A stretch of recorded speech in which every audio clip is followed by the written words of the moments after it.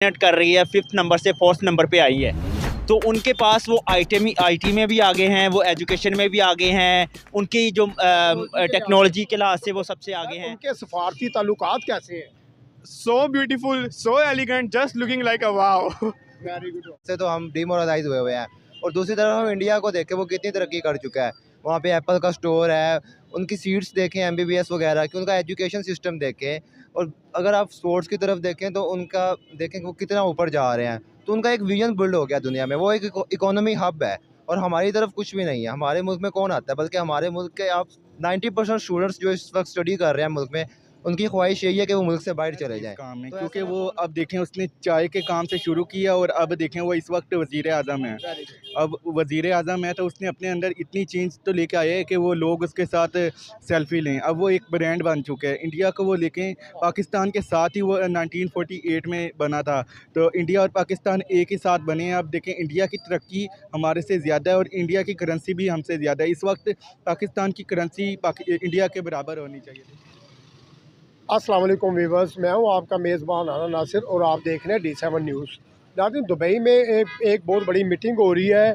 190 ममालिक जो हैं उसमें शामिल हो रहे हैं और दुबई में जो है नरेंद्र मोदी का इस्तकबाल करने के लिए प्रिंस खुद जा रहे हैं। और इटली के जो वज़ीर आज़म है उनकी एक ख्वाहिश थी कि मैं नरेंद्र मोदी के साथ एक अपनी सेल्फ़ी बनाऊँ, तो उनकी सेल्फ़ी बड़ी वायरल हो रही है। आज चलते हैं पाकिस्तानी अवाम के साथ थोड़ा रिएक्शन। अस्सलाम वालेकुम सर। वालेकुम अस्सलाम। क्या नाम है सर आपका? मेरा मोहम्मद बिलाल अनवर। मोहम्मद बिलाल अनवर। अच्छा, मोहम्मद बिलाल अनवर साहब, मैं आपसे क्वेश्चन करने जा रहा हूँ। दुबई में मीटिंग्स हो रही हैं और 190 ममालिक जो हैं उस मीटिंग में शामिल हैं, ठीक है। और सबसे ज़्यादा प्रोटोकॉल जो है ना नरेंद्र मोदी को दिया गया है। प्रिंस खुद उनको लेने गए हैं नरेंद्र मोदी को। और जो इटली की वज़ीर आज़म है उनकी ख्वाहिश है कि मैं मोदी के साथ जो है ना नरेंद्र मोदी के साथ सेल्फ़ी उतराऊँ, और उनकी सेल्फ़ी बड़ी वायरल हो रही है। क्या देख रहे हैं आप इसमें? मैं यही देख रहा हूँ क्योंकि इंडिया जो है वो एक उभरती हुई एक पावर बन के सामने आ रहा है। और जिस तरह उसके बीशतर ममालिक के साथ अब ताल्लुकात मज़ीद इस्तवार हो रहे हैं, जैसे कि G7 जो है वो भी इंडिया में हुई है मुनक़िद, जो समिट जो है वो G20 और G20 समिट, सॉरी।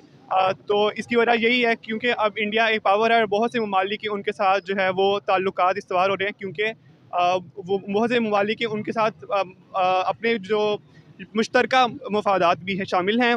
और इसके अलावा इसकी वजह ये हो सकती है कि मोदी की एक पर्सनैलिटी भी है कि वो बड़ा गर्मजोशी से इस्तकबाल करते हैं। और उन्होंने जो G20 समिट में भी बहुत से रहनुमाओं को बड़ा उन्होंने प्रोटोकॉल दिया था, इसकी वजह से ये भी हो सकती है। नरेंद्र मोदी जो है वो अपनी आवाम के साथ बड़ा प्यार करते हैं। 5G भी उन्होंने ईजाद कर दी। टेक्नोलॉजी के लिहाज से वो हमसे आगे हैं, IT के लिहाज से भी वो हमसे आगे हैं। जी, तो पाकिस्तान के लीडर के साथ ऐसा सलूक क्यों नहीं किया जाता? देखिए, पाकिस्तान के लीडर के साथ ऐसा सलूक इसलिए नहीं होता कि पाकिस्तान के लीडर जब आए जाते हैं तो वो कशकोल उठा के जाते हैं। पाकिस्तान के लीडर जो हैं वो थोड़ी ना नरेंद्र मोदी जैसा कुछ अपना कर सकते हैं। पाकिस्तान के लीडर को हमें उनसे मतलब है, लेकिन दुनिया के जो लीडर्स हैं, हम सऊदीया वगैरह को इंडिया से मतलब है, क्योंकि जैसे प्रिंस ने इंडिया जाकर भी कहा था कि हम इंडिया को मिडल ईस्ट से मिलाने का बड़ा मंसूबा तैयार कर रहे हैं। तो यही वजह है कि हम तो उनसे मांगने जाते हैं कि हमें $2-4 मिलियन मिल जाएँ तो हमारा कुछ बन जाएगा। और वो उनके साथ एक पार्टनरशिप के साथ जाते हैं, उनके साथ एक अपना एक मफादात के लिए जाते हैं, और हम तो उनसे मांगने जाते हैं। सो यही वजह। अस्सलाम वालेकुम सर। वालेकुम सलाम। क्या नाम है आपका? मेरा नाम है ज़ैनुल आबिदीन। जैनुल आबिदीन जी, ठीक हो गया। अच्छा सर, दुबई में मीटिंग्स हो रही है। दुबई में 190 ममालिक जो है शामिल है मीटिंग में। और सबसे ज़्यादा वहाँ मीटिंग में जो है ना नरेंद्र मोदी को प्रोटोकॉल दिया गया। और दूसरी तरफ देखा जाए तो इटली के जो वज़ीर आज़म है उनकी भी ख्वाहिश थी कि मैं नरेंद्र मोदी के साथ एक सेल्फ़ी बनाऊँ, तो उनकी सेल्फ़ी बड़ी जो है ना माशाल्लाह वायरल हो रही है। क्या कहना चाहेंगे, हमारे हुक्मरानों को ऐसा प्रोटोकॉल क्यों नहीं मिलता? जी देखें, जब हमारे हुक्मरानों का कोई विजन ही नहीं है दुनिया में, जब हम अगर अपनी एजुकेशन को देखें, अपने स्टेटस को देखें, अपने फाइनेंस को देखें, हर लिहाज से तो हम डिमोरलाइज हुए हैं। और दूसरी तरफ हम इंडिया को देखें, वो कितनी तरक्की कर चुका है। वहाँ पे एप्पल का स्टोर है, उनकी सीट्स देखें एमबीबीएस वगैरह की, उनका एजुकेशन सिस्टम देखें। और अगर आप स्पोर्ट्स की तरफ देखें तो उनका देखें वो कितना ऊपर जा रहे हैं। तो उनका एक विजन बिल्ड हो गया दुनिया में, वो एक इकोनॉमी हब है। और हमारी तरफ कुछ भी नहीं है। हमारे मुल्क में कौन आता है, बल्कि हमारे मुल्क के आप 90% स्टूडेंट्स जो इस वक्त स्टडी कर रहे हैं मुल्क में, उनकी ख्वाहिश यही है कि वो मुल्क से बाहर चले जाएं। तो ऐसे में कौन आपकी रिस्पेक्ट करेगा? जब हम खुद ही अपने मुल्क की रिस्पेक्ट नहीं करें तो हम क्या किसी से डिज़र्व करेंगे? मेरा बस यही कहना है कि जब हमारा अपना विजन ही नहीं है तो किसी और ने हमारी कभी रिस्पेक्ट नहीं करनी है। हमारे मुसलमानों को तो यूरोप के कंट्री में जिधर भी गए हुए हैं उधर से तो निकाल रहे हैं, यूरोप से निकाल रहे हैं मुसलमानों को। वो तो इसलिए निकाल रहे हैं ना कि आप अपने मज़हब को ही भूल गए हैं। आप देखें, आपका जो बेसिक रीजन था आप उसको नहीं, बेस को पकड़ सके, आप अपने कंट्री में रह के नहीं फॉलो कर रहे। आपका कंट्री के जो बड़े बड़े लोग हैं वो कहाँ पे आपके बेस, जो रिलीजन का आपका बेस है उसको फॉलो कर रहे हैं, तो जैसा वो कर रहे हैं उनके लिए वो सही है। सर, इटली की जो वज़ीर आज़म है जिनकी ख्वाहिश थी सेल्फ़ी बनवाने की, उनके हवाले से क्या कहेंगे कि उनकी सेल्फ़ी बड़ी वायरल हो रही है, इस हवाले से क्या कहेंगे इटली की वज़ीर आज़म की? इटली के बारे में यही कहना चाहेंगे ना, देखिए एक वक्त आया था जब कोविड में हम इटली कितना नीचे चला गया था, फिर भी उसने अपने आप को स्टेबल किया है, लेकिन हम नहीं कर सके अपने आप को स्टेबल। और इटली ने अगर इंडिया से सेल्फ़ी ली है उनके नरेंद्र मोदी के लिए, अगर वो उसको इकोनॉमी के लिहाज से देख रहे हैं, बिज़नेस हब के तौर पे देख रहे हैं, तो इसमें कोई चीज़ गलत नहीं है मेरे ख्याल से। हाँ जी, thank you sir, thank you. अस्सलाम वालेकुम सर। वालेकुम सलाम। क्या नाम है सर आपका? मोहम्मद अली अब्बास। मोहम्मद अली बास भाई, दुबई में मीटिंग हुई है जिसमें 190 ममालिक शामिल हैं और 190 ममालिक में से जो है नरेंद्र मोदी जो है उनको प्रोटोकॉल दिया गया और प्रिंस उन्हें खुद लेने गए इस्तकबाल के साथ। और इटली की जो वज़ीर आज़म है वो उनकी एक ख्वाहिश थी कि मैं नरेंद्र मोदी के साथ जो है ना एक सेल्फ़ी जो है उतरवाऊँ, और उनकी सेल्फ़ी उतरी भी पूरे यूरोप में, पूरे वर्ल्ड में जो है ना वायरल हो गई है। क्या कहना चाहेंगे इस वाले से आप? सर, उसकी मेहनत थी इस काम में, क्योंकि वो अब देखें उसने चाय के काम से शुरू किया और अब देखें वो इस वक्त वज़ीर आज़म है। अब वज़ीर आज़म है तो उसने अपने अंदर इतनी चेंज तो लेके आया है कि वो लोग उसके साथ सेल्फ़ी लें। अब वो एक ब्रांड बन चुका है। इंडिया को वो लेकें, पाकिस्तान के साथ ही वो 1948 में बना था, तो इंडिया और पाकिस्तान एक ही साथ बने हैं। अब देखें इंडिया की तरक्की हमारे से ज़्यादा है और इंडिया की करेंसी भी हमसे ज़्यादा है। इस वक्त पाकिस्तान की करेंसी इंडिया के बराबर होनी चाहिए थी, मगर जो है नरेंद्र मोदी कैसे एक ब्रांड बन गए, कैसे मौशत के लिहाज से, इकोनॉमी के लिहाज से, टेक्नोलॉजी के लिहाज से, हर लिहाज से आगे चले गए हैं। चाइना के साथ अपना बिजनेस भी कर रहे हैं और हमारे पाकिस्तानियों को बुरी नज़र से लोग देखते हैं। जी सर, देखें ना कि अब पाकिस्तान के जो लोग हैं ना, इन लोगों ने अपना मियार खुद काम किया है। अब देखें इंडियन, अब किसी भी कंट्री में आप चले जाएँ ना तो वो पाकिस्तान को ना अच्छा नहीं समझते, जबकि इंडियन लोगों को अच्छा समझते हैं, इनके साथ ट्रेडिंग भी करना चाहते हैं। इंडिया के लोग ना सिंसियर हैं अपने वर्क के हवाले से, इस वजह से पाकिस्तानी होने के नाते हमें थोड़ा बहुत सिंसियर होना चाहिए ताकि हम अपने मुल्क की इकोनॉमी खुद बनाएं। अस्सलाम वालेकुम सर। वालेकुम अस्सलाम। क्या नाम है सर आपका? मेरा नाम सलीम है सर। सलीम भाई, दुबई में मीटिंग हो रही है जहाँ पे 190 ममालिक जो है ना इकट्ठे हुए हैं और सबसे ज़्यादा प्रोटोकॉल जो है नरेंद्र मोदी को दिया गया है। और इटली की जो वज़ीर आज़म है उसने भी ख्वाहिश की कि मैं नरेंद्र मोदी से मुलाकात करूं और जो है इनके साथ एक सेल्फ़ी बनाऊं। उनकी एक सेल्फ़ी भी बड़ी वायरल हुई है। तो क्या जो है जादू है नरेंद्र मोदी में जो लोग उनके फ़ैन बन जाते हैं? जादू तो अब ये कह सकते हैं कि जादू तो नहीं है, लेकिन इसमें सिचुएशन ये है कि देखें अगर हम बात करें तो हिंदुस्तान में जो ज़्यादा एक स्ट्रेंथ में उसको लोग फॉलो कर रहे हैं, तो अब ये जो हमारे पास नरेंद्र मोदी है ये पॉलिटिक्स में भी अब सबसे आगे वहाँ पे चल रहा है, इसकी एक अथॉरिटी है। उसके अलावा अब यहाँ पर अगर हम इंडिया की बात करें तो पाकिस्तान की निस्बत इंडिया वाले जो हैं वो मेरे ख़्याल से आगे जा रहे हैं इस वक्त, क्योंकि अगर देखा जाए तो वो जिस तरह से एजुकेशन के डिपार्टमेंट में और इसी तरह अगर हम बात करें तो दूसरे हर तरह के जो लिहाज से देखा जाए तो वो हमसे आगे जा रहे हैं। उनकी करेंसी भी टेक्नोलॉजी के लिहाज से भी, उसके अलावा एटमी एतबार से भी देखा तो वो आगे चल रहे हैं, बढ़ रहे हैं। देखें यहाँ पे बात करें तो कोशिश करने से ही कुछ ना कुछ हासिल किया जा सकता है। तो अब हमारी जो कौम है और हमारे जो हुक्मरान हैं, अगर उनमें देखा जाए तो वो अपने फसाद बर्पा में से ही नहीं निकल पा रहे। जब ये सिचुएशन है तो फिर उसके लिहाज से अगर देखा जाए तो कोई सिस्टम। वालेकुम सलाम। क्या नाम है सर आपका? मोहम्मद अमीन। मोहम्मद अमीन भाई, दुबई में मीटिंग्स हो रही हैं जहाँ पे 190 ममालिक शामिल हैं। 190 ममालिक में से सबसे ज़्यादा प्रोटोकॉल जो है नरेंद्र मोदी को दिया गया। ऐसा क्या जादू है नरेंद्र मोदी में? सर वो देखें उनकी वाम जो है ना 3-4 किस्म की है। अच्छा। 3-4 किस्म के बावजूद इतना प्रोटोकॉल उसको मिला है कि मेरी खुद सोच हमारी हुकूमत किधर है, क्योंकि मोदी जैसा वजीर हम जो है ना, वो देखें दुबई में कितनी मीटिंगें हो रही है, ठीक है, उसको आगे से ऊपर लेके जा रहे, क्यों लेके हम जा बात करने जा रहे हैं, दुबई में मीटिंग्स हो रही हैं। दुबई में 190 ममालिक जो है ना वो इकट्ठे हो गए हैं, ठीक हो गया है।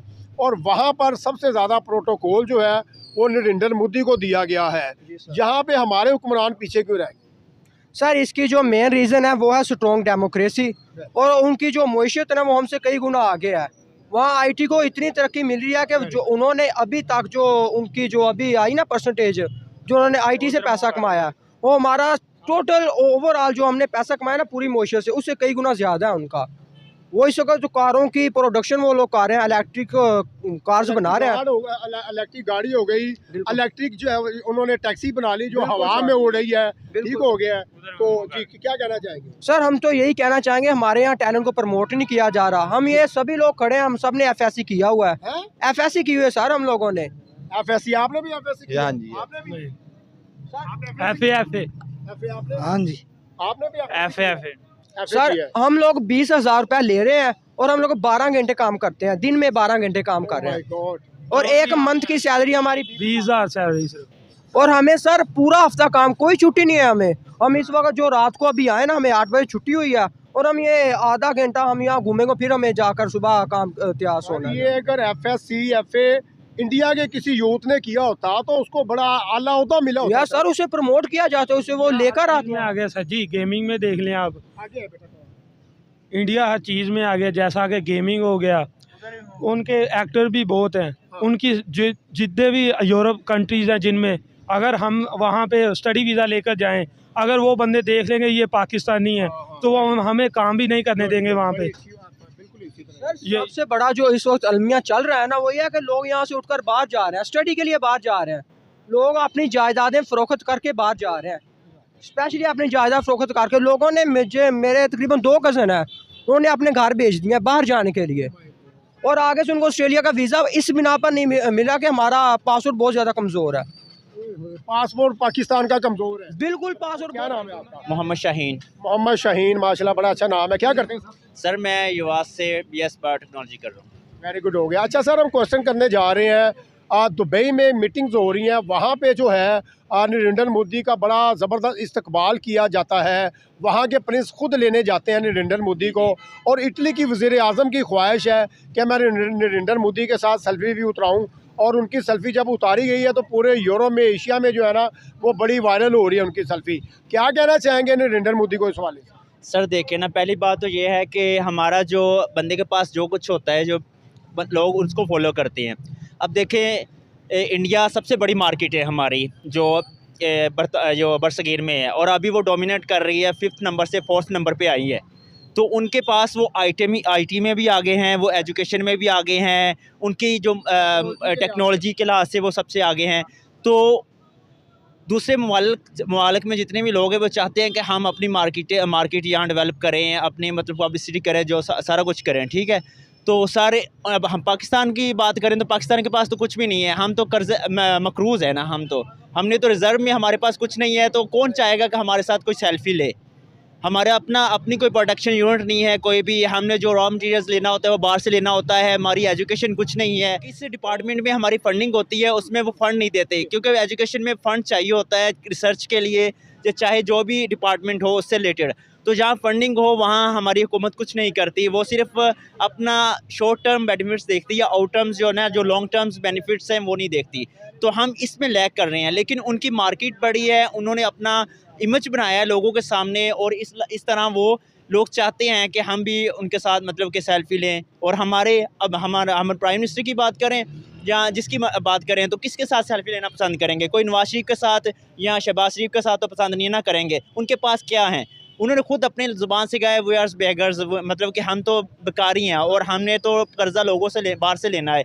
तो कौन चाहेगा कि भिखारियों के साथ हम तस्वीरें बनाएं या सेल्फ़ी लें? सेल्फ़ी हमेशा उसके साथ ही लेते हैं जिनके पास कुछ होता है, जो अपने से ऊपर होते हैं। अब वो शायद जिसने सेल्फ़ी लेना जो चाहता है वो अपने से ऊपर देखता होगा ना मोदी को कि ये इनकी इतनी बड़ी मार्केट है। तो नवाज शरीफ को तो अपने से ऊपर कौन देखेगा? उनको तो पता है मकरूज़ डेवलपिंग कंट्री है हमारे पास कुछ नहीं है, तो कोई भी नहीं चाहेगा हमारे पास सेल्फ़ी लेना। सर सर इंडिया जो है वो चाइना के साथ भी इन्वेस्टमेंट कर रहा है और भी काफ़ी कंट्रीज़ हैं उनके साथ इन्वेस्टमेंट कर रहा है। हमारा ममालिक जो है वो कुछ को लेके जाते हैं इनके पास। सर वही तो कह रहा हूँ कि हमारे पास प्रोडक्शन यूनिट ही नहीं है हमारे पास। हमें टैक्स, अब हम एक बंदे ने कोई भी मार्केट बनानी है या कोई भी अपनी कंपनी लॉन्च करनी है तो उसको टैक्सों के नीचे ऐसे वो दब जाता है, वो अपना इनिशिएटिव नहीं ले सकता। और दूसरी बड़ी बात है कि चाइना में है, जो बरतानिया में जितने भी ममालिक हैं ना, जो डेवलप्ड कंट्री है, वो जो अपने जो न्यू जो कंपनी वाले होते हैं या नए बिजनेसमैन होते हैं वो उनको सपोर्ट करते हैं, वो सपोर्टिव रोल देते हैं, उनको कर्जे देते हैं। हमारे लोग कर्जे, गवर्नमेंट कोई साथ नहीं देती, कोई कर्जा नहीं देती, और कर्जे में वो आपको पता है टैक्स किस तरह 17%, अब तो 30 से अबव हो गया है। तो हमें टैक्स नहीं दिया जाता है और उल्टा हम पे एक्स्ट्रा टैक्स लगाया जाता है ताकि हम आगे बढ़ ना सके। तो एक बंदा इस हालात में कैसे अपने आप को बूस्ट कर सकता है और अपने आप को आगे ले सकता है? कभी भी नहीं। कोई भी मुल्क ऐसे तरक्की नहीं करता, उस वक्त तक तरक्की करता है जब उसके गवर्नमेंट उसका साथ दें और टैक्स में उसको छूट हो। तो हमें तो टैक्स भी बड़े इम्प्लीमेंट करते हैं ये लोग, तो ऐसे कोई मुल्क भी तरक्की नहीं कर सकता। हमारा मुल्क तरक्की करेगा? सर तरक्की करेगा, लेकिन हमें सिस्टम को ठीक करना पड़ेगा सबसे पहले। अगर मैं एक एज अ स्टूडेंट हूँ तो मैं चाहता हूँ कि अगर मैं कुछ करूँ अपने मुल्क के लिए, लेकिन मुझे वो सपोर्टिव रोल ही नहीं मिल रहा है कि मैं अब आगे जाके वो कुछ कर सकूँ। अब मेरा सिस्टम में मैं आके एडजस्ट होता हूँ। अब 50 बंदे वो सिस्टम काम कर रहा है तो मैंने तो सिस्टम के अंडर काम करना है ना। तो अगर सिस्टम ही नहीं ठीक तो मैं उसके अंडर कैसे काम करता हूँ? अपनी लीनियरिटी, अपनी सीनियरिटी, जितनी मर्जी सिंसियर रहूँ या जितना भी लीनियर रहूँ तो मैं अपना पर्सनल रह सकता हूँ। लेकिन अगर मैं सिस्टम के साथ क्लैश करूँगा तो अल्टीमेटली क्या होगा? मैं जॉब से दो बैठूँगा या जो मेरे पास स्किल्स हैं वो उसको बैकअप नहीं किया जाएगा। और बेसिक चीज़ होती है, कोई भी मुल्क तब तरक्की करता है सर जब उसके किसी भी इंडिविजुअल्स की स्किल्स को प्रमोट किया जाए और उसको बूस्ट किया जाए। अब मेरे पास कोई स्किल्स है ना, तो जब तक मुझे सपोर्टिव रोल नहीं मिलेंगे, बैकअप नहीं मिलेगा, क्योंकि मैं फाइनेंशियली तो इतना स्ट्रॉन्ग नहीं हूँ ना, मेरे पास एक स्किल्स है,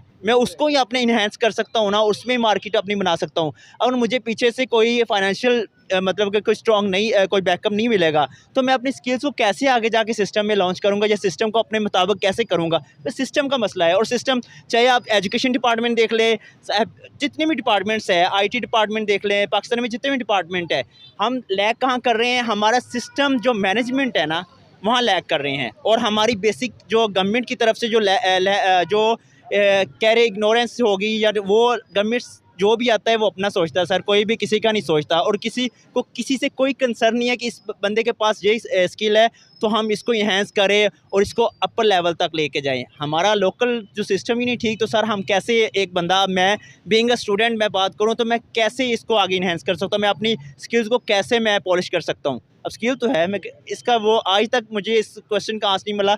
मैं BS बायोटेक्नोलॉजी का स्टूडेंट हूँ, लेकिन सर देखें अब मेरे पास रिसर्च में स्किल है। गलती ये है कि आप पाकिस्तानी हैं। सर गलती ये है कि मैं पाकिस्तानी हूँ और इसी वजह से अब मैं भी सर सोच रहा हूँ कि मैं भी बाहर मतलब फॉरेन कंट्री में चला जाऊँ। उसकी क्या रीज़न है? अब मैंने किसी भी डिपार्टमेंट में रिसर्च करनी है तो मुझे रिसर्च करने के लिए फ़ंडिंग चाहिए, तो वो फंडिंग मिलेगी नहीं क्योंकि मेरा सिस्टम नहीं ठीक। अब मैं जाके फ़ॉरेन में जाऊंगा, मुझे बैकअप मिलेगा, गवर्नमेंट बैक करेगी, वो हर तरह की सहूलत देगी, मेरा मेंटली मैं टोटली फोकस हूँगा अपने रिसर्च पे, मैं स्ट्रॉन्ग, मुझे और कोई फाइनेंशियल प्रॉब्लम नहीं होगी। यहाँ बंदे ने फाइनेंशियल भी देखनी है, जहाँ बंदे ने हर चीज़ देखनी है, यहाँ मतलब कि बहुत चीज़ों को मद्देनज़र रखना पड़ता है और बंदा जो अपनी 100% एफिशिएंसी के साथ काम नहीं कर सकता सर।